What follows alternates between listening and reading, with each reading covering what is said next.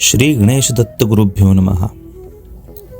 प्रत्येक भक्ताला वाटत असते की आपल्याला गुरुप्रसाद प्राप्त व्हावा. प्रसाद म्हटल्याबरोबर प्रत्येकाच्या डोळ्यासमोर कोणती ना कोणती तरी वस्तू येते. मग ती खाण्याची असेल किंवा इतर वस्तू असेल. गुरुप्रसाद नुसत्या वस्तूच्या स्वरूपात नसून इतर दुसऱ्या कोणत्या तरी स्वरूपातही असू शकतो. प्रसाद म्हणजे केवळ नैवेद्याचा प्रसाद किंवा जेवण इतका संकुचित अर्थ न घेता प्रसाद म्हणजे आनंद मिळणे किंवा तृप्तता प्राप्त होणे होय. प्रसाद म्हणजे परमेश्वराचा पाठिंबा असणे. आश्रमात आल्यावर परमेश्वराच्या पाठिंब्याची अपेक्षा असेल तर आपले वागणेही चांगले असावे. ही स्थाने पवित्र आहेत व पवित्रच राहू द्या. आमचे या ठिकाणी वास्तव्य आहे.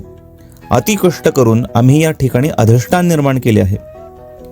सामान्य लोकांना याचा फायदा व्हायलाच पाहिजे, ही देवांची इच्छा आहे.